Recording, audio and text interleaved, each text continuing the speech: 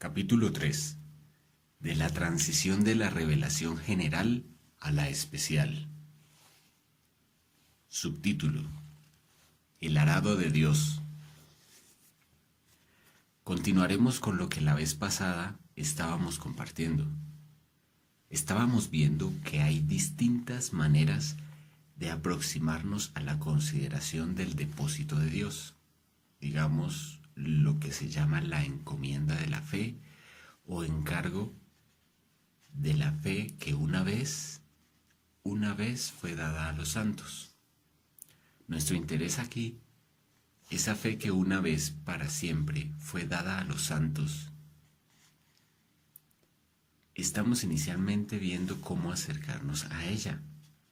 La vez pasada estuvimos viendo lo relativo a lo que se ha dado en llamar en la historia de la Iglesia y de la filosofía teología natural, que es todo aquello que Dios ha revelado en forma general a todos los hombres a partir de la creación, sin contar, digamos, con la revelación especial, con esa intervención, por decirlo así, en la historia de los hombres, como la historia de Enoc, Noé, Abraham, Isaac, Jacob, Moisés, el pueblo de Israel, los profetas, el Señor Jesús y sus apóstoles, y lo cual ha conformado el canon de las Sagradas Escrituras, el registro de la revelación especial con una intención. Dios hizo una revelación especial a su pueblo. Comenzó con un hombre, con Abraham aparte, y le reveló algunas cosas más de lo que ha revelado en forma general. Entonces, hoy vamos a hacer la transición de lo que es la consideración de la revelación general dada a todos los hombres, que es la materia de la teología natural, lo que es la revelación especial. Amén. Sí, es verdad que la Biblia misma le da lugar a la teología natural. Por eso todos los hombres de la tierra pueden tener testimonio de Dios, pero solamente en parte, porque hay otras cosas que requerían una intervención especial de revelación. Vamos a ver algunos pasajes donde se nos muestra también esta otra cara, una intervención especial. Especialmente Pablo habla de esto. Podemos mirar, por ejemplo, en Hechos de los Apóstoles, capítulo 17, luego vamos a 1 de Corintios. No sé si también a ustedes les llama la atención que justamente siendo Pablo judío, fue el plan de Dios enviarlo hacia Europa. Él fue formado dentro del judaísmo, pero no del judaísmo que podríamos catalogar como cerrado, sino de un judaísmo, aunque fariseo, sin embargo, más abierto a la comunicación con el resto de la cultura humana.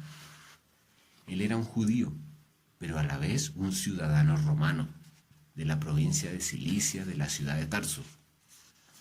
Justamente, si ustedes conocen en un mapa la ubicación de Tarso y de la provincia de Cilicia, se darán cuenta de que es prácticamente cerca del límite de Oriente y Occidente, donde confluían, digamos, las distintas filosofías e interpretaciones del mundo y de la realidad y del judaísmo. No estaba aislado en Tarso. En Jerusalén el judaísmo estaba un poco más cerrado, pero no en Tarso. En Tarso el judaísmo tenía que vivir con la cultura griega, la cultura romana, la cultura persa, la oriental. Así que estaba bien que Pedro fuera formado en Galilea, pero Dios tenía un trabajo para Pablo y formó a Pablo en Tarso. Dios providenció que Pablo escuchara el mensaje de Esteban.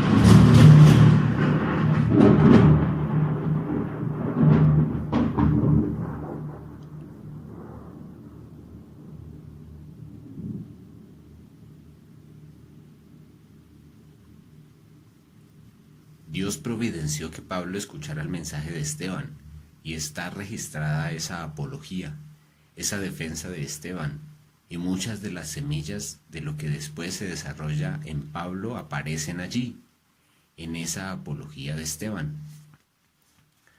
Cuando leemos detenidamente el mensaje de Esteban, vemos que Pablo desarrolló esas semillas después de su ministerio.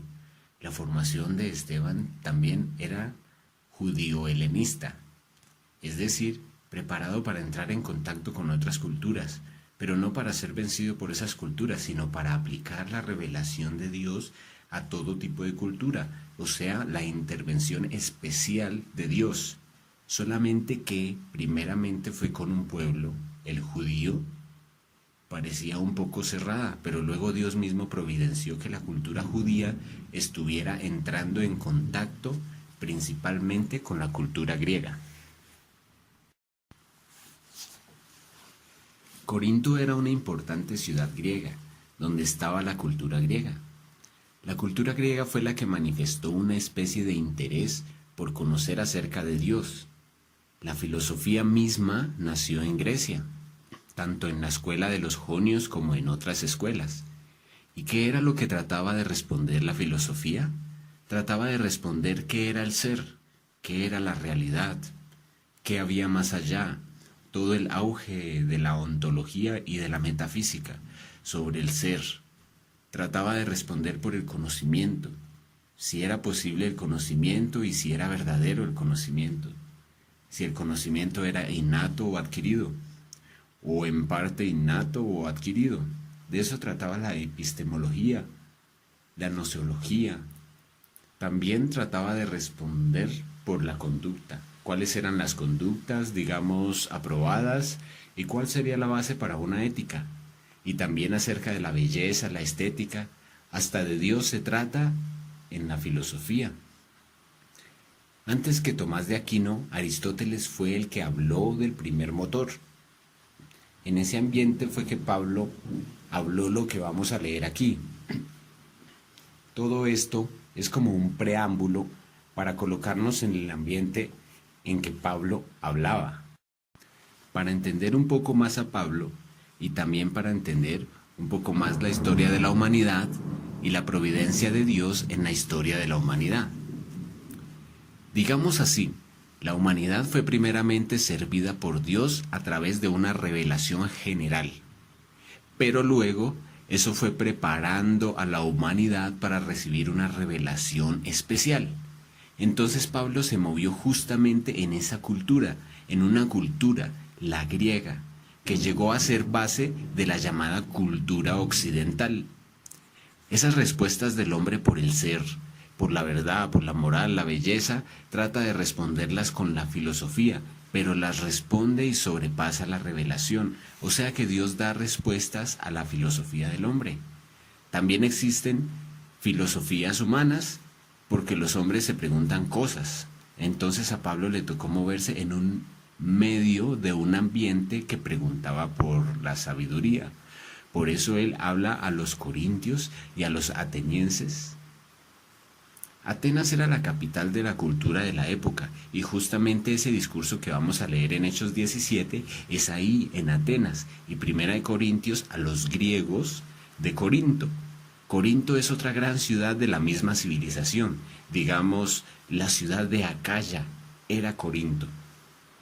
Al leer un poquito en ese contexto, vemos cómo Pablo introduce aquí el puente entre la revelación especial y la general, es decir, desde la general a la especial.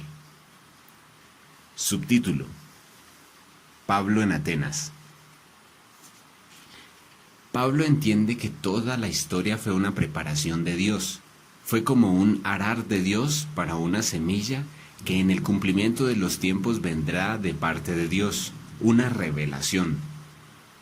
Entonces, como nosotros vamos a hacer esa transición de la consideración del testimonio de Dios a través de la creación, que ya lo hicimos a grandes rasgos en la teología natural, ahora vamos a considerar el testimonio especial de Dios. Estamos haciendo la transición. Hechos 17:16. Mientras Pablo los esperaba en Atenas, a sus compañeros Silvano y a Timoteo, pues por causa de los problemas que Satanás levantó en Tesalónica e incluso en Berea, se tuvo que adelantar a Atenas. Mientras Pablo los esperaba en Atenas, su espíritu se enardecía viendo la ciudad entregada a la idolatría. Nada menos que en la gran capital de la cultura humana estaba la ciudad entregada a la idolatría, y el Espíritu del Señor comienza a moverse en el espíritu de Pablo para enfrentar esa condición. Eso es una cosa seria, porque él estaba en la capital de la civilización. Ya Aristóteles había escrito su física, su metafísica, su lógica y su ética, mucho antes que él. Platón ya había escrito los diálogos y había registrado los de Sócrates. Ya habían pasado los grandes historiadores. Heródoto, Tucídides, Jenofonte ya habían escrito. Ya incluso las escuelas posteriores a la peripatética de Aristóteles, escuela de los sofistas, de los cínicos, de esas filosofías, y la de los estoicos, de los epicúreos, ya estaban en la cumbre, y más bien estaban en decadencia.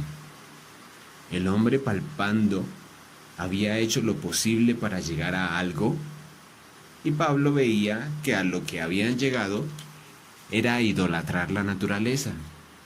Todo su palpar los había conducido solamente a la idolatría. Realmente no habían captado a Dios a través de su revelación general, a través del testimonio mediante la creación y la conciencia. Y ese tiempo que Pablo entendió que Dios le dio a los hombres para tratar de encontrarle por sus propias luces y métodos, Pablo entendió que había llegado a su fin y que ahora era tiempo de que dejaran de hablar los hombres de sus opiniones. Ya habían opinado mucho, sobre todo en Atenas se concentraron toda clase de escuelas, toda clase de opiniones. Eso era el trabajo de los atenienses, ver qué cosa nueva ahora se decía, y justamente ahí es cuando Dios viene a hablar con sus palabras, como en el libro de Job. Primero Dios deja hablar a los hombres acerca de él y de las cosas, y pasan casi 37 capítulos donde están los hombres discutiendo acerca de Dios, opinando, discutiendo, pero Dios todavía no dice nada, y por eso Job podía seguir hablando. Solamente cuando Dios habló, se calló Job y se callaron también los amigos de Job. Ellos hasta ahí habían hablado de Dios y tenían las ideas típicas de la cultura que se reflejan en esos capítulos de Job, pero Dios mismo no había hablado. Los hombres habían hablado, pero Dios no había hablado. Lo mismo sucede en Atenas. Versículo 16, mientras Pablo los esperaba en Atenas, su espíritu se enardecía viendo la ciudad entregada a la idolatría. No le pertenecía al Dios verdadero en forma propia. Claro que en un sentido sí, pero en otro no, no en el que Dios quiere, no. 17. Así que discutía en la sinagoga con los judíos y piadosos, y en la plaza cada día con los que concurrían. Pablo era fiel al mandamiento del Señor Jesús: id primero a las ovejas perdidas de la casa de Israel. Pero no solamente a ellos, también tengo otras ovejas, dice el Señor, no son de ese redil, a estas también debo traer. Pablo discutía en la sinagoga y en la plaza, especialmente en Atenas, era en la plaza donde se discutía. Versículo 18. Y algunos filósofos de los epicúreos y de los estoicos, que son dos escuelas contrarias, disputaban con él, y unos decían: ¿qué querrá decir este palabrero? Y otros: parece que es predicador de nuevos dioses, porque les predicaba el evangelio de Jesús y de la resurrección. Frente a la filosofía de los epicúreos, el evangelio de Jesús. Frente a la filosofía de los estoicos, el evangelio de Jesús. Podríamos seguir. Los peripatéticos, los sofistas, los cínicos, los escépticos, etc. Versículo 19. Y tomándole, le trajeron al Areópago, diciendo: ¿podremos saber qué es esta nueva enseñanza de que hablas? Pues traes a nuestros oídos cosas extrañas. Queremos pues saber qué quiere decir esto. Observe la actitud de los atenienses. Por eso Pablo dice: los griegos buscan sabiduría.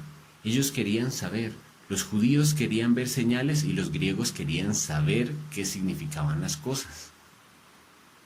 Versículo 21, porque todos los atenienses, y esto lo dice Lucas porque era médico, un hombre culto y un hombre que se movía en ese medio, porque todos los atenienses y los extranjeros residentes allí en ninguna otra cosa se interesaban sino en decir o en oír algo nuevo.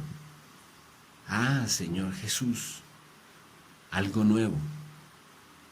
Claro que Pablo iba a traer algo nuevo, pero algo que viene de la eternidad y que ya no habrá cosas más nuevas. Esa es la fe de los apóstoles que aparece en el Nuevo Testamento, y los que somos cristianos neotestamentarios participamos de esa fe. Claro que no la imponemos a nadie, pero los cristianos creemos en el Nuevo Testamento. Subtítulo: Puente entre las dos revelaciones.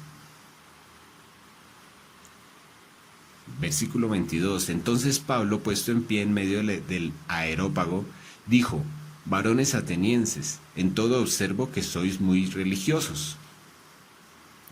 Ahí Pablo se encuentra con la práctica del instinto religioso de que hablábamos la vez pasada. El testimonio general de Dios desde la creación, incluido el hombre, su conciencia y sus instintos religiosos, manifiestan que es necesario adorar, atribuir a alguien la dirección de los acontecimientos, la creación del universo. Eso por instinto la naturaleza humana lo reconoce, y Pablo empieza por ahí. Y me interesa mucho que aunque habla con epicúreos y con estoicos, se fue al lado de la religión. Sois muy religiosos.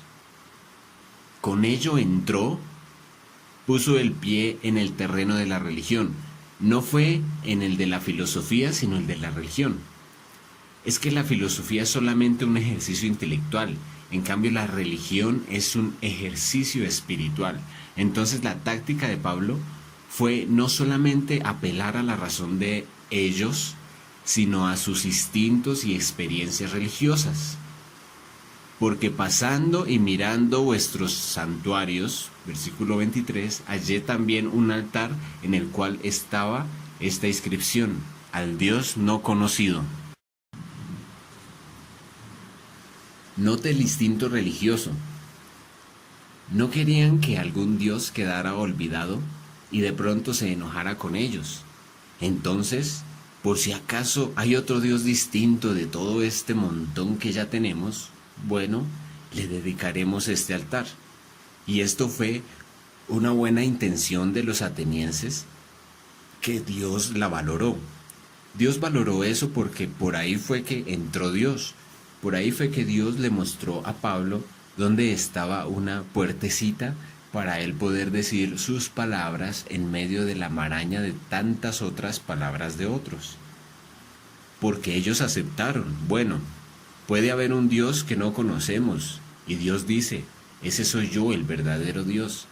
Entonces, Pablo, vas a entrar por aquí. Al que vosotros adoráis, pues, sin conocerle, es a quien yo os anuncio. Pablo sí lo conocía. Versículo 24. El Dios que hizo el mundo y todas las cosas que en él hay, siendo Señor del cielo y de la tierra, no habita en templo hechos por manos humanas. Ahí comienza presentando al gran motor, primer motor del universo, al gran creador, siendo Señor, claro. Si Él es el creador, entonces es el Señor del cielo y la tierra. No habita en templo hechos por manos humanas, ni es honrado por manos de hombres como si necesitase de algo, pues Él es quien da a todos vida y aliento y todas las cosas. Está presentando una imagen de Dios, de un solo Dios supremo, diferente a la multitud de dioses humanos o casi humanos que tenían los griegos. Y de una sangre, versículo 26, que aquí se ve la antropología de Pablo. Primero, una primera semilla de teología propia, y ahora una primera semilla de antropología. Y de una sangre ha hecho todo el linaje de los hombres para que habiten sobre la faz de la tierra. Y les ha prefijado el orden de los tiempos y los límites de su habitación. Ahora, fíjense, ¿para qué? Aquí Pablo comienza a poner los mojones para el puente, para pasar de la revelación general de Dios a todos los hombres, a través de las obras creadas. Ahora comienza a poner las bases para sobre eso establecer la revelación especial, la intervención de Dios hablando. Hasta aquí Dios dio señas para ver si lo buscaban, para ver si lo entendían, pero todavía no habló todo. Lo que habló fue verdad. Lo que se puede conocer de Dios es verdadero. Es llamado verdad en Romanos. En Romanos se dice, lo que de Dios se conoce es claramente visible porque Dios lo manifestó. Pero ahora va a haber una intervención directa de Dios. Primero era como si estuviera dejando pistas, pero ahora va a hablar, porque no fueron suficientes las pistas. Esa es la doctrina paulina, el Espíritu Santo a través de Pablo, para que habiten sobre la faz de la tierra y les ha prefijado el orden de los tiempos y los límites de su habitación. Qué interesante. Aquí pone Pablo a Dios como Dios de todas las naciones, ya no solo como Dios de la nación de Israel, sino el Dios que prefija los límites de la habitación y los tiempos de las naciones, así como Dios mismo, por ejemplo en Amós. Él dice, ¿acaso yo no traje también a los moabitas de tal ciudad a tal ciudad? ¿Y acaso Dios no se atribuye que Él fue quien trajo a los filisteos de la isla de Caftor, lo que hoy es Creta? Y los llevó de la famosa civilización micénica y minoica, y dice que fue Dios. Dios dice por medio de Amós que Él fue el que produjo el éxodo de esos otros pueblos, es decir, que aunque Dios hizo una revelación especial con mucha intención con Israel, eso no quiere decir que Él dejó abandonados a los demás pueblos, sino que también la mano de Dios se movió providencialmente detrás de la historia de todos los pueblos, aún de los muiscas. Aquí habla de la Sabana de Bogotá. Eso lo enseña la palabra de Dios en algunos versículos. Y Pablo aquí, sin citar esos versículos, pero tomando esa teología del Antiguo Testamento, él está diciendo que Dios ha tenido que ver no solamente con Israel, sino con todas las naciones, y le ha prefijado los límites y los tiempos a cada nación. Pero, ¿en función de qué es delimitar de parte de Dios?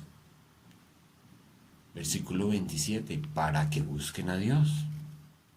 ¿Qué revelación tenía Pablo? ¿Cómo Pablo entendía la historia de los pueblos? Qué frase cortita, pero qué frase profunda. Aquí se ve a Pablo entendiendo las razones de Dios y de su intervención providente detrás de la historia de los pueblos. Dice que Dios ha fijado límites y tiempos a las naciones con una intención, que busquen a Dios. Dios sabe cuáles eran los límites de Colombia, cuáles los de Brasil, los de Paraguay, los de los Guayanas, cada una de ellas, cuál será su historia, pero Pablo entendía para qué prefijó. Esa es una intervención providente de Dios, para que busquen a Dios. Es decir, que las razones por las cuales la historia de Colombia es como es para que los colombianos busquen a Dios, para que busquen a Dios y en alguna manera palpando puedan hallarle. Es decir, aquí Pablo les está tratando de ciegos a los engreídos griegos de una manera muy diplomática. Eso significa que la revelación especial es viendo. En cambio, la revelación general se conoce es como palpando a ciegas. El testimonio que Dios da de sí mismo, parcial pero válido a todas las naciones. La razón de la historia de todas las naciones es para que ellos palpen. ¿Palpen qué? Para encontrar a Dios. Dios está detrás de la historia de las naciones para que las naciones le conozcan. Nótese que Él habla no solo de personas, sino de naciones. Dios quiere que no solamente ser el Dios de las personas, sino que como Él es el Dios de Israel, quiere ser el Dios de las naciones. Entonces el Dios de los cielos y de la tierra. Y les ha prefijado el orden de los tiempos y los límites de su habitación para que busquen a Dios si en alguna manera palpando puedan hallarle. Esa es la filosofía, es palpar a ciegas. Esa es la filosofía y la ciencia del hombre, llamada aquí por Pablo palpar a ciegas. Pablo no dice a ciegas, pero sí dice palpar, y es porque están ciegos. O sea que Pablo está preparando las bases para que las naciones reconozcan la necesidad de una revelación especial de Dios. Ustedes solitos no han podido hallar la sabiduría. Buscando la sabiduría no la han hallado, ni a Dios. Entonces, le agradó a Dios salvar a los creyentes por la locura de la predicación, y ahí viene el lugar de la revelación especial. Entonces, por eso, sigue diciendo ahí, si en alguna manera, palpando, puedan hallarle. Pero ahora, para que algunos no digan, pero qué Dios tan malo, cómo nos dejó ciegos palpando, ¿no? No es Dios el que es malo, el hombre es el que es malo, porque dice, aunque ciertamente no está lejos de cada uno de nosotros. Él ha dado suficiente testimonio. Por eso a los romanos les decía, con injusticia y con impiedad los hombres detienen el testimonio que Dios da. Con injusticia y con impiedad. Entonces Pablo se adelanta para que no malentiendan a Dios. Versículo 28, porque en Él vivimos y nos movemos y somos como algunos de vuestros propios poetas también han dicho. Hace la cita textual, porque linaje suyo somos. Esa cita tomó el apóstol Pablo del himno a Zeus, escrito por Cleantes, un filósofo estoico que se llamaba Cleantes. Y Pablo conocía la filosofía estoica y había leído el himno a Zeus, y ese himno a Zeus, el filósofo estoico Cleantes había dicho algo que a él, palpando, le pareció que teníamos que ser linaje de Dios. El Espíritu Santo aprobó esa intuición de Cleantes. Él habla en un himno a Zeus, pero Pablo la tomó como referencia a la divinidad. Claro que ellos le llamaban Zeus a la divinidad, pero la verdadera divinidad es Yahvé. Pero digamos que Pablo entendió por lo menos la validez parcial de la intuición de Cleantes sin aprobar la idolatría griega, sin aprobar la filosofía estoica. Eso no quiere decir que no pueda haber, digamos, alguna cosita de verdad en lo que están diciendo. Entonces Pablo no empieza citándoles a Moisés, sino que como están hablando en el Areópago, con estoicos y con epicúreos, claro, los estoicos eran un poquito más serios que los epicúreos. Los epicúreos como que se dedicaban un poco más al placer, entendían más que había que dar lugar al placer. En cambio los estoicos eran, como se dice, estoicos. Los estoicos eran un alto concepto del deber. Entonces Pablo, en vez de citar a un epicúreo, citó a un estoico, a Cleantes. Porque en Él vivimos, en Dios vivimos, en Dios nos movemos y en Dios somos. Uy, cuánta riqueza hay solamente en esta frase. Aquí Pablo está haciendo una distinción entre el ser de Dios y el ser de las criaturas, porque Pablo está diciendo somos en Él. O sea que el ser de las criaturas es un ser contingente, es un ser que depende de otro ser, necesario para tener origen, sustento y destino. Entonces Pablo está presentando dos aspectos: la trascendencia de Dios, o sea que Dios es distinto de la creación, a la vez que está presentando la inmanencia de Dios, o sea que Dios sostiene a la creación. Dos aspectos de Dios. Subtítulo: La trascendencia e inmanencia de Dios. Hoy en la filosofía del misticismo, del ocultismo, que es panteísta, se ve el aspecto inmanentista de Dios, pero no ve el aspecto trascendente de Dios. ¿Qué es el aspecto inmanentista? Es que la naturaleza está en Dios, que Dios subsiste en todo lo creado. Eso es media verdad, es decir, que es una verdad que necesita ser completada con otra. Los panteístas aceptan el concepto de Dios, pero aplicado a la naturaleza o a la sustancia primordial, el llamado Chilem. Pero también Dios está por encima y es distinto de la creación. En Él somos. En cambio, Dios no es en otro ser. Dios es en sí mismo. Es de sí mismo, es por sí mismo. Por tanto, su ser es eterno y es necesario a los demás. Pero Él no es dependiente de nadie. Ese es un ser trascendente. Ese es el concepto de Dios que en el lenguaje filosófico les habla Pablo, pero basado en la revelación que hizo Dios. Él era antes de todas las cosas y todas las cosas por Él y para Él fueron creadas.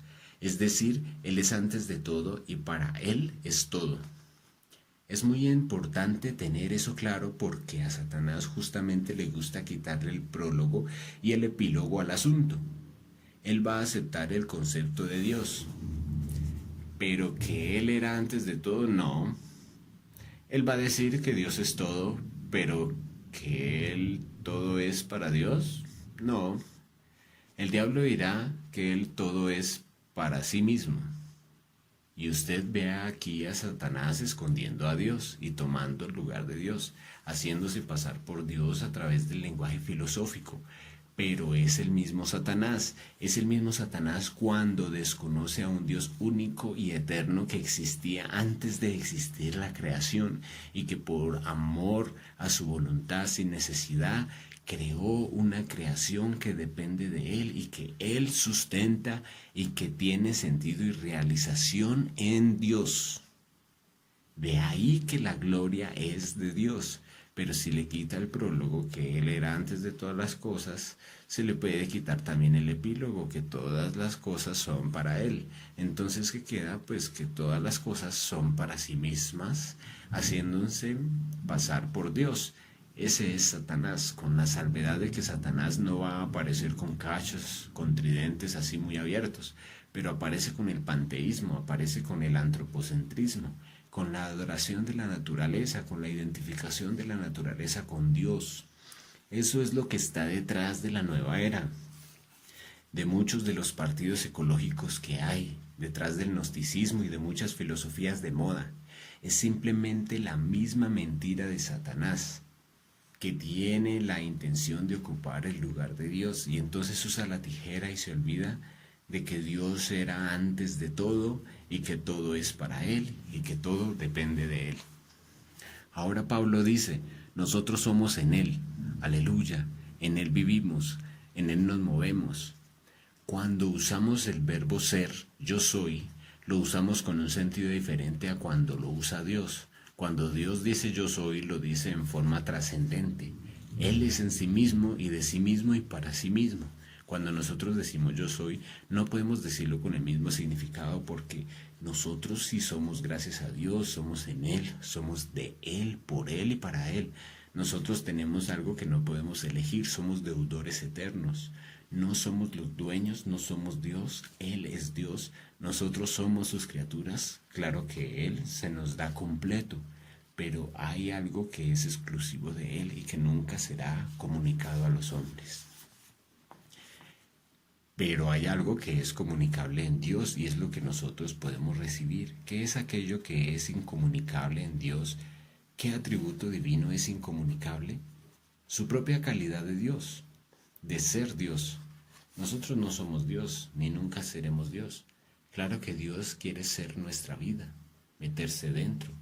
De tal manera nos ama y no es nada egoísta, que hasta quiere vivir nuestra vida cotidiana y quiere que lo vivamos a Él. Pero Él es creador y nosotros somos sus criaturas. Por eso, sabios son aquellos ancianos de allá, celestiales, que se quitan sus coronas y las ponen a sus pies y confiesan, porque tú creaste todas las cosas y por tu voluntad existen y fueron creadas, por tu voluntad. Esa es parte de la revelación de la Biblia, de la revelación del judeocristianismo bíblico. En eso se distingue nítidamente de todo panteísmo, de toda filosofía secular, de todo evolucionismo inmanentista, que dice que Dios es una sustancia que va evolucionándose, perfeccionándose por sí solo, al estilo Hegel, Pierre Teilhard, Chardin o de alguno de esos filósofos. En Dios, en este Dios creador, en este Dios providente y soberano, vivimos, nos movemos y somos. Esos conceptos ya habían sido en parte intuidos por la filosofía, quizá con un poquito de honestidad, aunque desconociendo la revelación especial de Dios. Con un poquito de honestidad, aquellos filósofos como que habían concluido que tienen que haber una divinidad y que está relacionada de alguna manera con nosotros, como algunos de vuestros propios poetas también han dicho, porque linaje suyo somos. Ahora Pablo agarra lo que es utilizable del paganismo, utilizable según la revelación divina.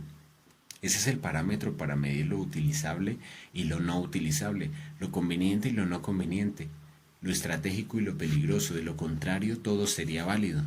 Cualquier posición del caos sería válida y divina.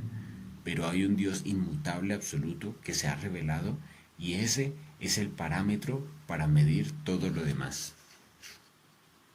Subtítulo: Irrupción de Dios en la cultura. Versículo 29. Siendo pues linaje de Dios, no debemos pensar que la divinidad sea semejante a oro, plata o piedra, escultura de arte y de imaginación de hombres.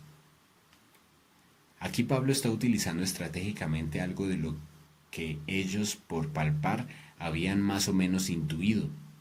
En el espíritu le permite a Pablo hacer uso del elemento de la cultura secular, pero según la dirección de la revelación que él tenía y de la persona en que él moraba. Aquí comienza a atacar directamente la consecuencia del panteísmo, que es la idolatría. No debemos pensar. Aquí ya entra con un deber moral. Hasta aquí, Dios usó a Pablo para basarse en las intuiciones de la teología natural, lo que ellos pensaban de Dios, pero de aquí en adelante Pablo dice así, versículo 30, pero Dios, habiendo pasado por alto los tiempos de esa ignorancia. Pareciera atrevido Pablo, nada menos que en Atenas hablando con los filósofos de las últimas escuelas y en pleno Areópago, es como si fuera allá en la academia. Les está tachando de ignorantes y les está diciendo que todo el resultado de su palpar no les ha llevado a conocer a Dios y todavía lo desconocen. Ellos lo han confesado, por eso pusieron al Dios desconocido. Pablo está mostrando la realidad de la cultura humana, es ignorancia. La revelación divina es lo que Dios tiene que decir. La cultura humana es lo que los hombres han calculado palpando a ciegas. La cultura va de abajo para arriba. Puede tener algo de válido, utilizable estratégicamente según Dios, pero la revelación viene de arriba para abajo, lo cual es diferente. Pero Dios, habiendo pasado por alto los tiempos de esta ignorancia, Pablo tratando de ignorantes a los filósofos en Atenas, pero Dios, habiendo pasado por alto los tiempos de esta ignorancia, ahora manda a todos los hombres en todo lugar que se arrepientan. Esta es una palabra muy seria. Llamar ignorancia es una cosa muy seria. Que se arrepientan los hombres. Esto sí es la interrupción de su ignorancia y la irrupción de Dios en las palabras de Pablo. Dios mismo estaba irrumpiendo en la cultura, en lo máximo de la cultura humana, irrumpiendo allá Dios y ellos no se daban cuenta. Pensaban que era una discusión entre palabreros, pero era la irrupción de Dios en la cultura, entre los hombres. Pablo parecía un palabrero, pero era la irrupción de Dios en la cultura. Subtítulo: Revelación especial. Dios, habiendo pasado por alto los tiempos de esta ignorancia, ahora manda. Esta es ya la revelación especial. Aquí ya se hizo la transición. Se pasó de la teología natural a la revelada en forma especial. Ahora manda a todos los hombres en todo lugar que se arrepientan, por cuanto han establecido un día en el cual juzgará al mundo con justicia. Ahora empieza a revelar, esta ya es revelación, esto ya no es deducción, esto ya no es solamente filosofía. La filosofía podía llegar hasta reconocer la probabilidad de que si hay un primer motor, puede ser personal o no. Si es personal, podría revelarse o no. Pero Pablo no está aquí filosofando, él está contando la historia de la intervención de Dios. Ya no es filosofía, ya no es consecución del hombre, sino interrupción e irrupción de Dios. Irrupción para interrumpir al hombre en lo suyo. Haciendo una paráfrasis en el caso de Job, le dijo Dios a Job: ahora Job, cíñete como varón tus lomos. Ahora yo te voy a preguntar y tú me vas a responder. Y ahí fue cuando Job se le acabaron las palabras. Y fue cuando dijo: yo hablaba lo que no entendía.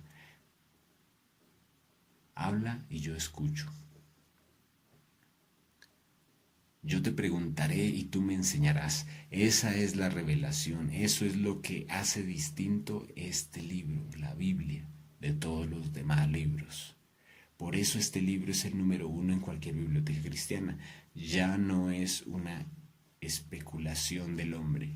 Ahora es interrupción de Dios a las especulaciones de los hombres e irrupción de Dios en el escenario. Esa es la revelación especial. A partir de ahí, ese es el tema de las otras teologías, la exegética y la bíblica, la dogmática y la sistemática, la histórica y la apologética. Esas tienen razón porque Dios irrumpió en la historia del hombre. Hubo un tiempo de palpar, Dios lo ha dejado por un tiempo palpar. Algunos hasta ahora siguen palpando a ciegas y cuando ya no les dan los ojos, pues le ponen telescopio y cuando ya no les da el telescopio lo perfeccionan y ven un poquito más y reciben un poquito más de información en sus cuadernos, pero todavía no ven a Dios. Por eso él tenía que hablar de manera especial. Dejó un tiempo de ignorancia para palpar, pero su testimonio es verdadero, es válido, es parcial, estuvo presente, no estuvo lejos. Dios estuvo presente, pero los ojos eran ciegos, los corazones eran malos, había injusticia e impiedad y se detenían con injusticia la verdad revelada por Dios, lo que Dios manifestó a los hombres a través de la creación. Por eso fue necesario otro tipo de intervención y esa es la materia que nosotros hoy consideramos. Hay muchas materias que considerar acerca de lo que Dios creó. Algunas se dedican a considerar los fósiles, las piedras o digamos los astros o las plantas e incluso los animales y la psiquis. Pero nosotros estábamos aquí para considerar lo que Dios ha dicho. Esto es muy precioso. Es más precioso que cualquier otro tipo de consideraciones, porque las otras son consideraciones como a ciegas, como palpando en ignorancia, y entre más se palpa y mientras se está palpando se detiene con injusticia la verdad de Dios. Más inexcusables son los hombres y más explicable la ira de Dios, o sea, la retribución sobre los hombres. Ahora manda a todos los hombres en todo lugar que se arrepientan, por cuanto ha establecido un día en el cual juzgará al mundo con justicia, por aquel varón a quien designó, dando fe a todos, con haberle levantado de los muertos. Un día está predicado, Está anunciado el mandato de Dios. Ahora ya no está actuando como un filósofo, sino como un heraldo del Señor. Aquí Pablo tiene que tener mucho cuidado. Nosotros también tenemos que tener mucho cuidado porque a veces somos tan condescendientes al tratar con las personas, a veces somos tan democráticos que ponemos el cristianismo como si fuera otra opinión más entre todas.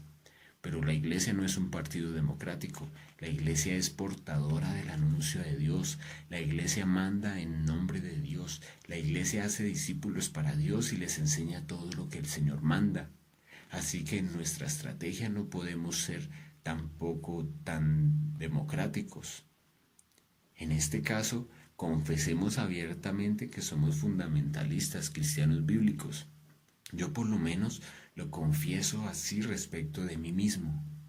En este caso no soy liberal, no soy humanista, soy cristiano, soy teísta, soy bíblico. Creo que la revelación de Dios y que lo que está en la Biblia no es una opinión más como cualquier otra, como la de Buda, como la de Zoroastro, como la de alguno de los chinos o de los hindúes.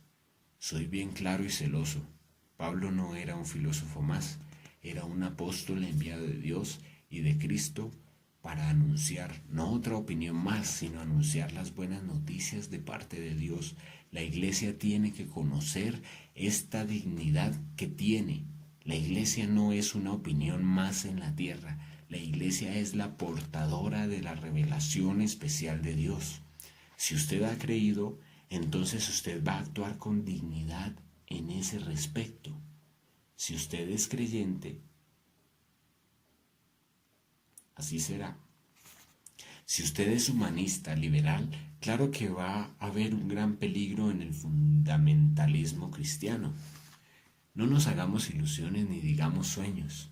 Hay un claro conflicto en la cultura entre la revelación de Dios y las opiniones de los hombres. Hay una lucha en la cultura. Dios se lo dijo al hombre desde el principio en la historia del mundo. Le dijo a la serpiente: pondré enemistad entre tu simiente y la simiente de la mujer, que es Cristo. Pero a la postre esto es lo que va a suceder. Toda historia va a ser una enemistad. Son dos opiniones. La verdad de Dios, que no es opinión, y la mentira del diablo. Le sigue diciendo a la serpiente: tú le herirás el calcañar, pero la simiente de la mujer te aplastará la cabeza. Tenemos que dejar esto muy claro, tenemos que entender esto con mucha claridad. Ahora manda a todos los hombres en todo lugar que se arrepientan por cuanto ha establecido un día en el cual juzgará al mundo con justicia, por aquel varón a quien designó, dando fe a todos con haberle levantado de los muertos. Dando fe a todos, es decir, este no es un filósofo más, no es un Alejandro Magno más. Este es el Hijo de Dios, la manifestación de Dios, el Verbo de Dios encarnado que resucitó. No puedes presentar otro resucitado. Pero Pablo conoció al resucitado, conversó con él. Él lo vio, vivió en un ambiente entre muchos de más de 500 hermanos que lo habían visto resucitar. Pablo no está solamente filosofando ni siquiera teologando, está proclamando a Dios revelado en Cristo Jesús, resucitado de entre los muertos para dar fe a todos. Note eso, dando fe a todos, fe acerca de Jesús, es decir, porque Jesús resucitó históricamente, los demás no tienen excusa. Jesús lo dijo: si yo no hubiera venido ni les hubiera hablado, no tendrían pecado. Entonces sí se podría tolerar, pero ahora no tienen excusa por su pecado. ¿Por qué? Porque han visto y han aborrecido a mi Padre y a mí. Si yo no hubiera hecho entre ellos obras que ninguno otro ha hecho, no tendrían pecado, pero ahora han visto y han aborrecido. Nosotros los cristianos debemos ser testimonio de los hechos de Dios. No estamos anunciando filosofías, aunque respondemos a las preguntas de la filosofía. pero estamos anunciando la revelación de Dios, la encarnación de Dios, la historificación de Dios, la irrupción de Dios en la historia a toda cultura, a todos los hombres y en todo lugar. Y comenzó en el Areópago, diciendo eso en Atenas, la capital de la cultura y del llamado pensamiento racional, aunque no lo parecía tanto, no en ese montón de idolatría que es consecuencia del panteísmo. Versículo 32. Pero cuando oyeron lo de la resurrección de los muertos, unos se burlaban y otros decían, ya te oiremos acerca de eso otra vez. Ellos pensaban que todo era como siempre había sido. Justamente se burlaban porque era algo raro. Ya no era de la revelación general a todos los hombres. Ya era de la revelación especial. Y les quedó difícil a algunos poder asimilar eso, creer eso. Otros decían, ya te oiremos acerca de eso otra vez. Y así Pablo salió de en medio de ellos, mas algunos creyeron, juntándose con él, entre los cuales estaban Dionisio, el Areopagita, una mujer llamada Dámaris y otros con ellos. Esa es la comunión apostólica. Dionisio el Areopagita había estado allí esperando esta hora. Imagínese en la capital de la cultura y en la capital de la capital, el Areópago. Allí el encargado del Areópago era Dionisio el Areopagita y él creyó. Aleluya, qué maravilla. Se ve la providencia de Dios. Parecía como si toda la historia antigua hubiera trabajado a favor de Dionisio el Areopagita para que estuviera allí listo para recibir la revelación especial de Dios. Como encargado del Areópago, seguramente que era un experto en sistemas filosóficos como ningún otro, pero creyó en el Señor Jesús, y la fe de Dionisio el Areopagita es un gran latigazo a la cultura del mundo. Dámaris seguramente que era una mujer sobresaliente, porque el nombre de los otros ni siquiera los mencionó. Ahí nació la iglesia en Atenas, ahí comenzó a levantarse la casa de Dios para que su presencia sea manifiesta. Ellos habían palpado en la oscuridad y no lo habían conocido, pero ahora empezaron a conocerlo, a edificarle casa para que el conocimiento de su gloria comience a ser reposado allí en aquella casa. En 1 Corintios, desde el versículo 18 del capítulo 1, Pablo sigue haciendo esa transición. Antes de entrar específicamente en la teología exegética, hay que hacer esa transición desde la teología natural. Allí Pablo dice, porque la palabra de la cruz es locura a los que se pierden. En el capítulo 2, Pablo vuelve a mencionar eso, pero dice que las cosas espirituales se deben discernir espiritualmente. Y que la mente natural no es suficiente, no está suficientemente capacitada para percibir las cosas de Dios y del Espíritu de Dios, porque ellos están aplicando un órgano diferente. Es como tratar de saborear con los ojos. Se puede ver con los ojos, pero no saborear. Se tiene que saborear con el gusto, o tratar de oír con la nariz. Se puede oler con la nariz, pero no oír.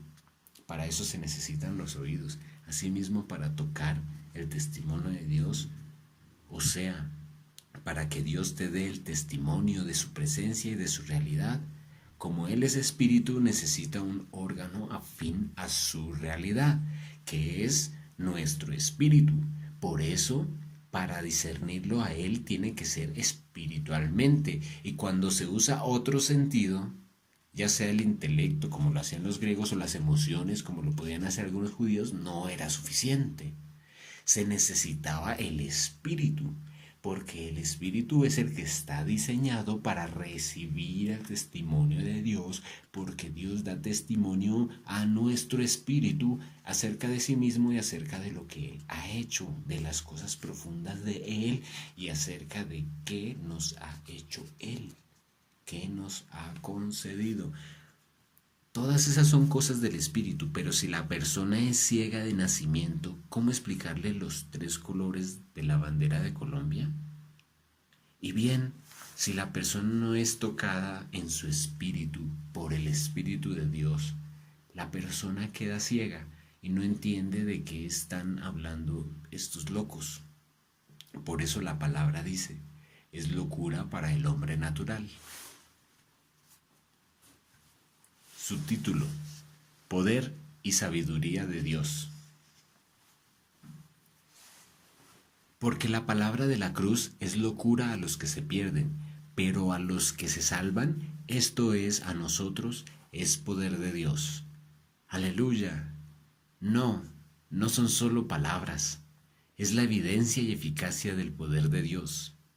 Pues está escrito: destruiré la sabiduría de los sabios y desecharé el entendimiento de los entendidos. ¿Dónde está el sabio y dónde está el escriba? Esta es una profecía terrible dicha en unas palabras duras. ¿Dónde está la mayoría de todos estos filósofos, de todos los que hablaron y dijeron? ¿Dónde están ahora? La mayoría en el Seol, la mayoría acusanados. La respuesta es parecida a la anterior. ¿Dónde está el disputador de este siglo? Pablo también era disputador, pero en el nombre del Señor. ¿Dios no ha enloquecido la sabiduría de este mundo? No sé si aquí a los hermanos les ha gustado una vez en su vida leer filosofía. A mí me ha gustado. Hasta hoy de vez en cuando leo y hasta escribo. Pero esta palabra que dice aquí, ¿no ha enloquecido Dios la sabiduría del mundo? Parece que tiene respuesta casi siempre positiva. No digamos que negativa, para no decir que sea 100% locura.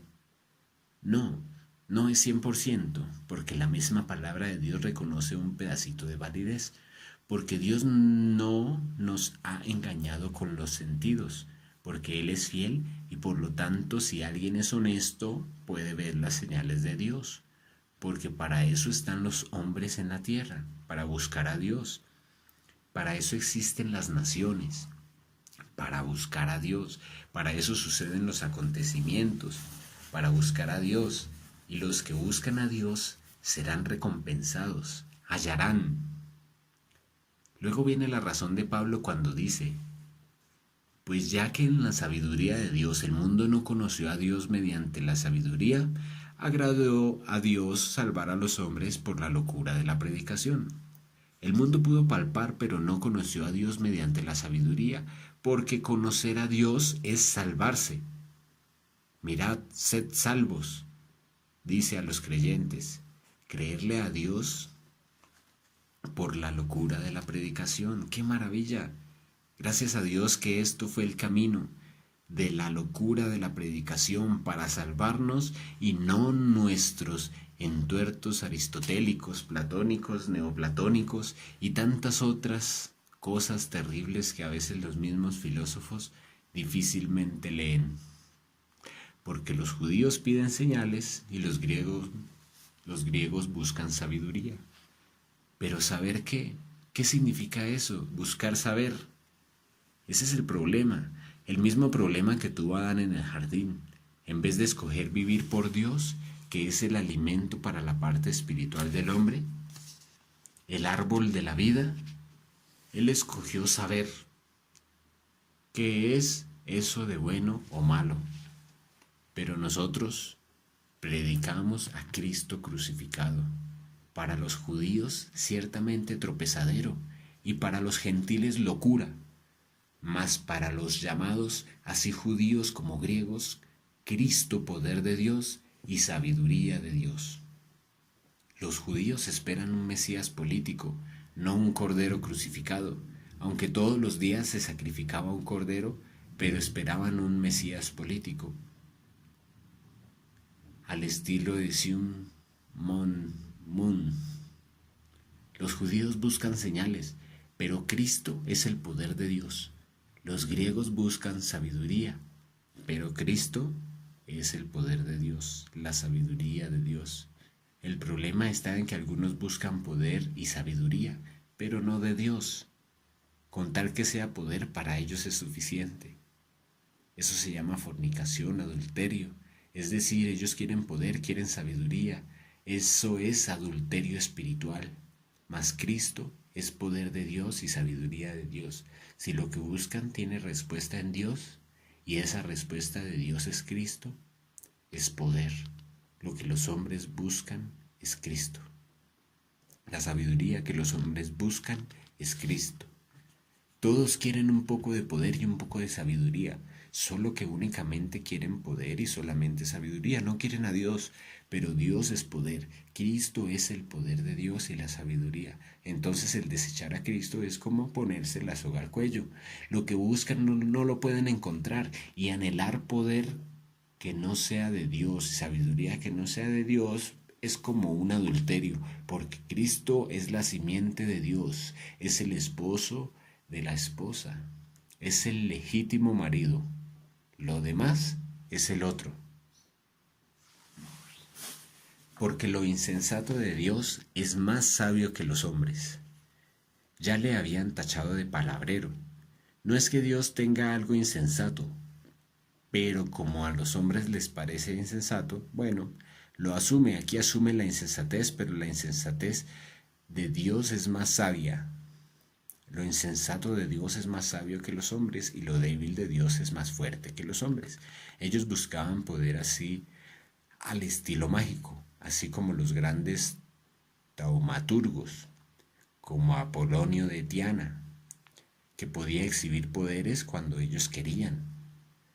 Por eso los hombres se han dedicado a la magia, para tener poder, para tener dinero, fama, mujeres, quizá asimismo las mujeres tener hombres, no sé.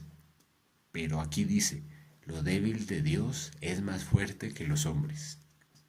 Cuando el diablo y sus sacerdotes se visten de grandes, muestran sus grandes propiedades y sus grandes bibliotecas y su intención oculta. Tiene más pinta de un dragón con 7 cabezas que de una mujer con un niño. Ahí está, dice que lo débil de Dios es más fuerte que los hombres. Y luego le dice a la iglesia, pues mirad, hermanos, vuestra vocación, que no sois muchos sabios según la carne, ni muchos poderosos, ni muchos nobles.